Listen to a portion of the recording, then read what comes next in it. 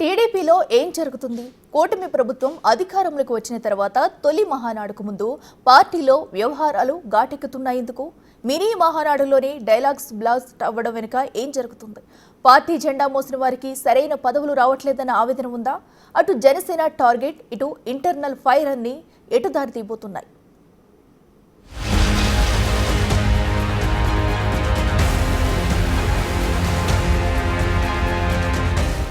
టీడీపీలో మహానాడుకు ముందు ఇంటర్నల్ గా మ్యాటర్ వేడెక్కుతోంది. జెండా మోసిన వారికి న్యాయం జరగాల్సిందే అన్నది మెయిన్ డిమాండ్. కడపలో మహానాడు జరుగుతోంది. దీన్ని ప్రతిష్టాత్మకంగా తీసుకున్నారు. ఇలాంటి సందర్భాల్లో పార్టీలో గ్యాప్స్ అన్ని మినీ మహానాడుల్లో బయటపడుతున్నాయి. లుకలుకలన్నీ వెలుగులోకొస్తున్నాయి. ముఖ్యంగా జనసేన టార్గెట్ గా కూడా కామెంట్లు పెరుగుతున్నాయి. కూటమి వల్ల పదవులు రాకుండా పోయాయన్న ఆక్రోశం కనిపిస్తోందా అన్నది హాట్ టాపిక్ గా మారింది.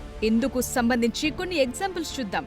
ఇటీవలే ఆళ్లగడ్డలో మినీ మహానాడు జరిగింది. అక్కడ టీడీపీ ఎమ్మెల్యే భూమా అఖిలప్రియ సంచలన వ్యాఖ్యలే చేశారు. పార్టీకి పనిచేసిన వారికి కాకుండా వేరే వాళ్లకి పదవులిస్తే నియోజకవర్గంలో అడుగు పెట్టనివ్వమని పార్టీ హైకమాండ్ కే అల్టిమేటం జారీ చేశారు. పనిచేసిన వాళ్ళకి, పార్టీకి అంకితమై ఉన్న వాళ్ళకి, మాకు అంకితమై ఉన్న వాళ్ళకి తప్పకుండా పదవులు వచ్చేలాగా మేము చేస్తామని చెప్పి కూడా సందర్భంగా నేను మాటిస్తున్నాను. ఉదాహరణ శ్రీకాంత్ అన్న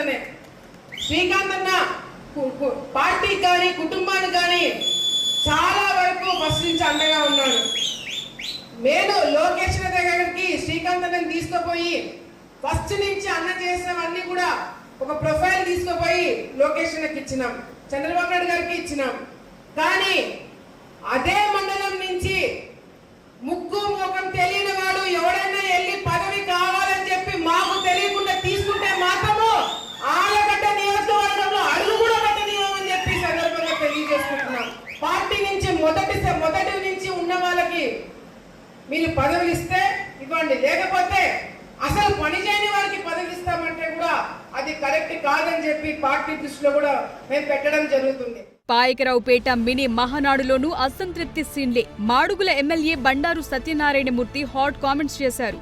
కారణం, మాడుగుల నియోజకవర్గం అభివృద్ధిలో వెనుకబడి ఉందని, మాడుగుల నియోజకవర్గంపై ఎందుకు వివక్ష చూపుతున్నారన్నది ఆయన స్ట్రెయిట్ పాయింట్. మాడుగుల నియోజకవర్గాన్ని ఆదుకోమని మంత్రులకు అర్థించి ప్రార్థించి వేడుకున్నా కనికరించటం లేదని డైరెక్ట్ అటాకే చేస్తున్నారు. ఇవే ప్రశ్నలపై మంత్రులు మహానాడు వేదికపై సమాధానం చెప్పాలని గట్టిగానే నిలదీస్తున్నారు. ఇప్పుడు కాకినాడ చూద్దాం.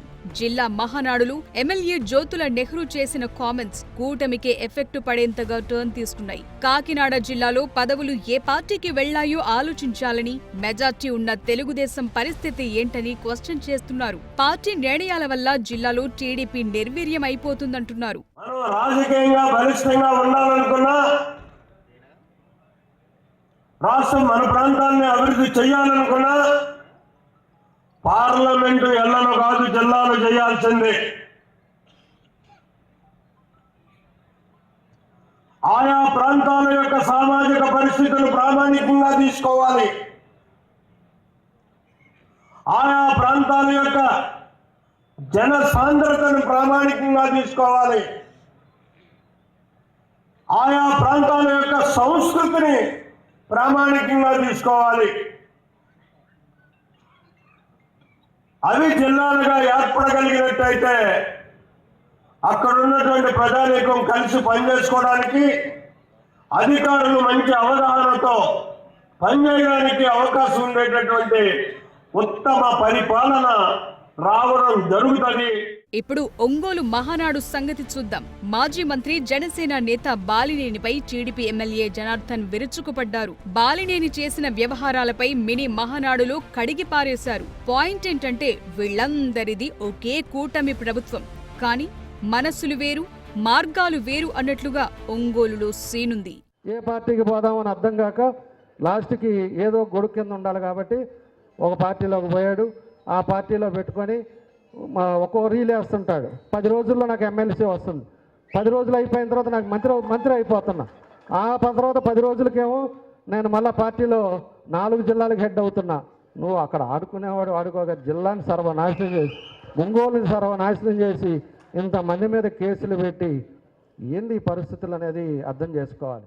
ఇక ఎప్పుడు బాయిలింగ్ గా కనిపిస్తున్న పిఠాపురం మాటరేంటో ఇప్పుడు చూద్దాం. పిఠాపురం స్థానిక మున్సిపల్ కళ్యాణ మండపంలో మాజీ ఎమ్మెల్యే వర్మ ఆధ్వర్యంలో మినీ మహానాడు జరిగింది. ఇందులో తెలుగుదేశం పార్టీ కాకినాడ జిల్లా అధ్యక్షుడు జ్యోతుల నవీన్ అయితే మరో అడుగు ముందుకేసి చాలా కామెంట్లు చేశారు. తెలుగుదేశం పార్టీ రోజు రోజుకి దిగజారిపోతోందని, కార్యకర్తలను జెండా మోసిన వారిని కాపాడుకోకపోతే కష్టమే అన్నారు. పిఠాపురంలో వర్మ ఎదుర్కొంటున్న పరిస్థితి కాకినాడ జిల్లా అని నియోజకవర్గాల్లో ఉందని చెప్పడం ద్వారా జనసేనను డైరెక్ట్ గానే టార్గెట్ చేసినట్లయింది. ఈ రోజు చూసుకుంటే కాకినాడ పార్లమెంట్ లోనే తెలుగుదేశం పార్టీ ఉనికిని కోల్పోయే పరిస్థితికి రోజు రోజుకి దిగజారిపోతుంది అనడానికి ఏ విధమైన అపోహ అక్కర్లేదు. ప్రత్యేక దృష్టి పెట్టాల్సిన అవసరం, మనం అంతా కూడా సంఘటితంగా పోరాడుకోవాల్సిన సమయం ఈ రోజు ఆసన్నమైంది సోదరులారా. సో మహానాడుకు ముందు జరుగుతున్న మినీ మహానాడుల్లో ఈ వ్యవహారాలన్నీ హాట్ టాపిక్ అయ్యాయి. ఈ అసంతృప్త నేతలను మహానాడులో ఎలా డీల్ చేస్తారన్నది కీలకంగా మారింది. అది మహానాడు వేదికగా ఎలా సెటరేట్ అవుతాయన్నది చూడాలి.